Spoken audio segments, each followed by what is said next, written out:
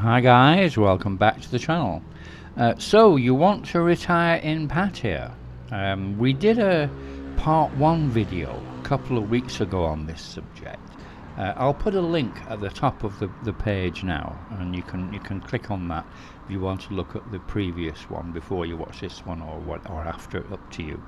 But we're going to have a chat about retiring in Pattaya while we have a walk along several of the roads in Pattaya, past all the shops where you go to, shall we say, relax. Yeah.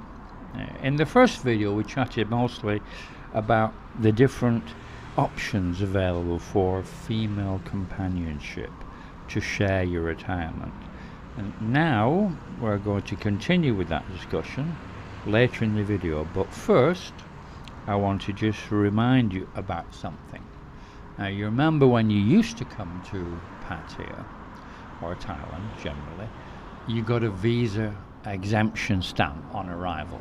You just walked in, put your passport down, and bang, they stamped it, and that was it. But since the COVID business started, you had to start getting pre-arrival visas from embassies and all that nonsense. Okay. How much? How much? 200 baht. Okay, maybe next time I'm looking at this time. Okay, next time. So as I was saying before we got interrupted, well, the visa exemption stamp is back. It was back from the beginning of this month, but they never gave a list of countries. But yesterday they gave a full list of all the countries to which it applies, and I've put that list toward the end of the video, so when you get later in the video you can have a look through it, and it's every country at the moment that the visa exemption stamp applies to. Okay, so going back to the subject of the video, which is retirement, we're going to start with a discussion about where you want to live. And we've had a chat about who you want to live with, maybe, but now we need to have a chat about where you want to live. And it's really important that you understand everything before you come and just dive in, you know. The most common question that I get really is, should you rent a property or should you buy a property in Thailand? Now, with your Western values, this question would be a foregone conclusion. Of course, you would always buy a property if you intend to live in a country long term. Many of you guys would think it would be crazy to rent long term. And I've even had subscribers who are accountants who are writing down all the figures showing how much extra it would cost to rent over a 10-20 year period as opposed to buying. All of this, of course, is true in a Western society. However, none of this logic applies in Thailand. So we'll start the discussion with houses. Yeah, as many of you guys know, as the law stands at the moment in Thailand, foreigners cannot own land outright themselves. Okay, you can only own 49%, and they're controlling 51% of the land must be owned by a Thai national, which means that you're putting all your hard-earned money into something which you have absolutely no control over whatsoever.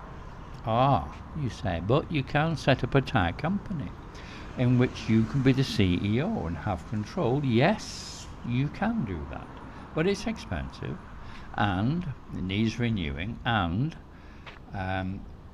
you still don't actually own the company. You only control it, and you don't own the house.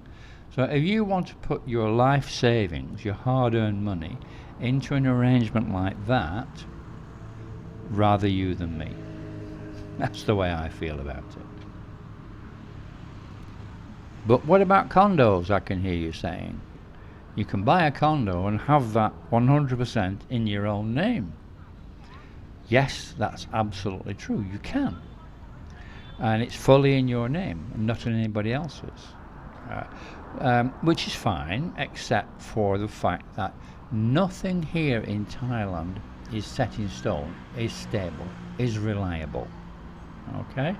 Let me explain what I mean by that. I'm going to give you two stories, two little examples, both of which I have personal experience. Right? Now then, there's one guy in particular that I know very well. He bought a lovely one-bedroom condo. Just showing you the exchange rates there.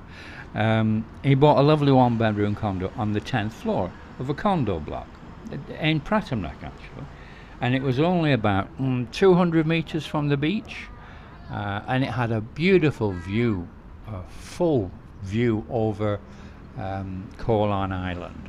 Absolutely gorgeous view, which was the main feature, one of the main features of the condo. And the condo was nice. It was a big, about 50-60 meter condo, well laid out and everything. Great, I loved it. In fact, the reason I know this guy is because I lived next door. I had the next condo to him, but he bought his and I rented mine. That was the difference. But basically, we had the same condo. And every cloudless evening, you'd have a most beautiful, like red and yellow sunset view over Koh Larn Island. Everything was great until one morning he was woken up by the sound of land being cleared about 50 meters seaward, on the seaward side of the building. And then came the pile drivers, and then the building work started, and a Chinese company had bought the land and was building a high-rise condo block directly between the block we were in and the sea. It took about 6 months before the beautiful sunset view over Koh Larn Island turned into the view of a grey concrete wall. Now, the reason I'm telling you this is because what I did was I finished my contract. Obviously, I could see what was happening. I was ready to finish it, in fact, before it even got to the 10th floor. And I got myself out of the apartment. I just simply finished the contract and left, and that was me gone. And I just moved to another condo block where there was no blockage to the view, and I had no problem. My friend, who had bought the apartment, was completely stuck. The value of his condo dropped to about half of what he paid for it, and he lost his view. So he couldn't sell it and he couldn't move, unless you wanted to completely abandon the place, you know. This is what I mean. Now, this sort of thing happens here a lot. You'd be surprised. Planning permission depends on brown envelopes. That's the way to put it, okay? Now, let me tell you another little story. Okay, this is a friend of mine who bought a big condo, about maybe pushing 100 square meters, not far off Third Road, just a little bit set back. And everything was great for about a year or so. And he noticed that across the road, across the other side of Third Road, they were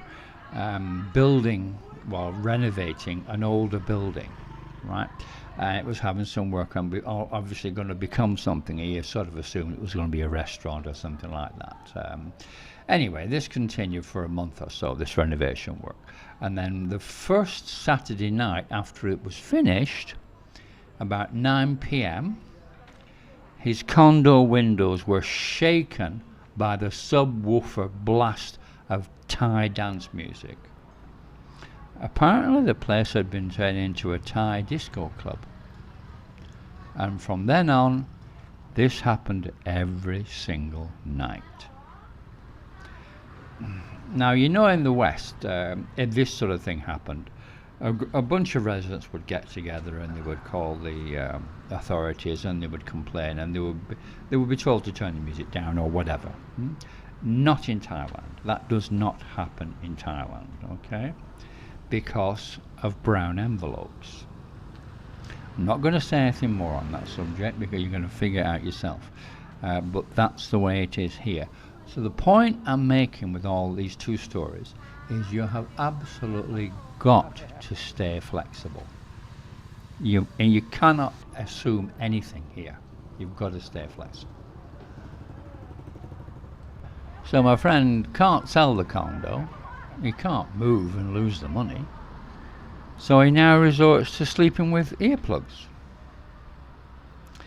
So, having established the fact that, in my opinion, you always rent in Thailand, you never buy, the next question is, do you rent a house or do you rent a condo? Obviously, this depends on how much space that you want and how many people there are of you. If it's a family or if it's just one guy, obviously. So what I would point out is that some people are not keen on renting because they prefer to have not to have to compromise with having to put up with the landlord's choice of furniture. And it never feels like home. Now, if you're like that, if you feel like that, all you do, either with a house or a condo, is rent unfurnished. And then you can buy all your own stuff. You rent on a long-term lease, you know, or a year or more. And you buy your own stuff. You buy your own sofa and bed and TV or whatever you want. And then you can make it completely as you want it. And also, if unfortunately, if for some reason you have some terrible, terrible noisy neighbours, or some Thai company opens a disco opposite you, either whatever, you can simply get a truck, rent a truck for a couple of days, put all your stuff into it and move. It's so simple. You're out of the problem. You've got to stay flexible in Thailand. Yeah. I mean, another reason people get a house is that it's usually a bit quieter because they're usually a little bit further away from the entertainment areas, and you rarely get many noisy tourists like you do in town. You know, if you go into the housing areas, you don't get these noisy tourists like the Airbnb people. You know what I'm talking about. Now, I'm going to go on to the subject of noise now because it's a major factor in Thailand. Noise pollution in Thailand is a major problem. If it's not people or motorbikes or barking dogs, you know, it's a problem. Especially like motorbikes, particularly. They take the baffles, out of the muffler, out of the sound, so they take them out and they run around with a little 125 Honda Wave sounding like a Harley. You know, that's what they're trying to do to compensate for not having. But they do it. That's one of the reasons why, if you do get a condo or a house, don't get one near a major road. You need to be at least 100 meters away from a major road, at least that, because especially if the road is on a hill, because and it's a busy road. If you're these motorbikes are going up a hill, flat out with the throttle wide open with no silencer, no muffler. Believe me, the noise travels, and it travels a good 100 meters. So, you know, you don't want to be near a major road. Yeah. Now, talking about noise, these new condos, they use sort of they're thin walls. They're maybe, I don't know, 6 inches, concrete brick walls, and you can end up with a position where you have 2 bedrooms next to each other, and you're in fact sleeping on your bed, and there's a thin concrete wall, and your next door neighbour's sleeping on their bed, and you're sleeping maybe a foot apart with just a thin concrete wall between you. You can hear everything. You know, that is not the ideal arrangement for a condo. There is an ideal arrangement, and I'm going to tell you what it is now. And if you watch my last video about elegance condos, I did say in the video about how I liked the layout of that one bedroom condo because it was perfect. I didn't explain why, but I'll tell you why now. Okay, I'm going to put a picture on the screen now of how a condo should be laid out. Now, you don't want your bedroom to be next to your neighbour's condo because some people are noisy and can wake you up. And you don't want a condo which is in between two other condos.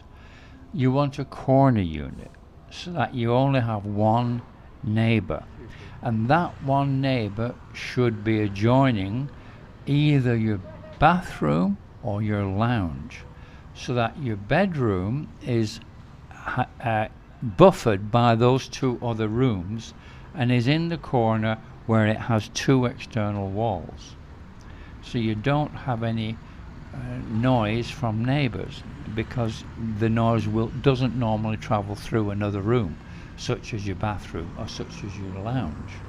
In fact, in many cases one of those walls will actually be into the corridor as opposed to next to somebody.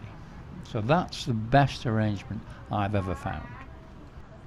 If you just look back at the picture, you'll see I've marked the two external walls in red so that the bedroom is away from everybody in the corner and you don't have a problem with neighbours. In fact, my own personal condo that I live in is exactly that arrangement, and that's part of the reason why I chose it. So guys, that is my opinion on how a condo should be laid out. And you never buy, you always rent, because you never know what can happen here, and there's no one to turn to in the way of authorities. They don't give a monkeys, you know. You'll get absolutely nowhere with any complaints, so forget about that idea. It's not like it is in the West. You've got to change your values.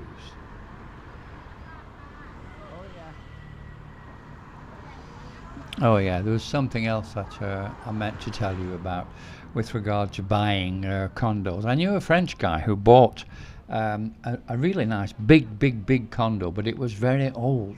He bought it in his own name to be safe and everything, no problem. But it needed gutting, and it needed completely renovating. His choice, he decided to buy it, fine, absolutely fine. So he found a local Thai builder who said that he could do all the work, and he needed to take all the units out, take everything out, and get all new stuff, buy everything, new tiles, new everything, new furniture, new everything. Okay, and he asked for 100,000 baht deposit to buy everything.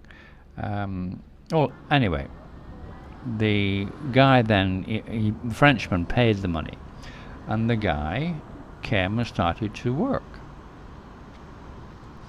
So the next few days, this Thai guy, he brought a couple of his mates with him, and they started work on the condo, and they stripped everything out of the condo, all the fittings and units and everything they stripped out, the bathroom, everything they stripped out of the condo to rebuild it all. Yeah, and then he disappeared. And after a few days, the French guy went to see the boys in brown, and basically they just shrugged their shoulders and said, nothing we can do. Now, that would never happen in a Western society, but it happens here. Be aware of that. Okay? The guys obviously just wanted to take everything out and sell it all. in addition to keeping the 100,000 baht. That's what happened. Be careful when you do anything here. Be careful. Now, I said at the beginning of this video that I was going to continue the discussion about finding a female partner to share your retirement. So let me tell you a little story about this American guy that I know. Yeah, he used to use Thai dating sites. He used to call them eBay for girls. Is what he used to call them. And he used to treat the sites as such, saying a guy who offers the most gets the product, as far as offering is concerned, not paying but offering. So in his profile, what he would say is that he was very rich and he was looking for the right lady to treat and to buy presents for, like gold jewelry and beautiful clothes. And that's what he basically aimed his profile at, being a rich guy who wants to treat ladies with beautiful presents. Yeah. So what sort of response do you think that he got from the Thai apps that he was featuring himself on? What do you think happened? Right? That's right. He got all the best looking girls matching with him. And he had the pick of the girls on the app, because he said he was looking for someone to be a permanent partner, and he would take care of their every need and lavish them with goods and presents and everything and money. Yeah. So he would meet the girls and he'd take them to a nice restaurant,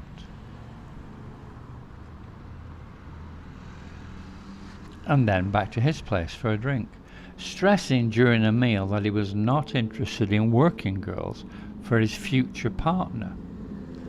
Now, I should say at this point that the guy did have a reasonable amount of money, and this allowed him to rent a really nice, classy condo in a good building. And it was really in keeping with the image that he was trying to portray, of being very rich. Yeah? And the girls saw this luxury and they wanted in.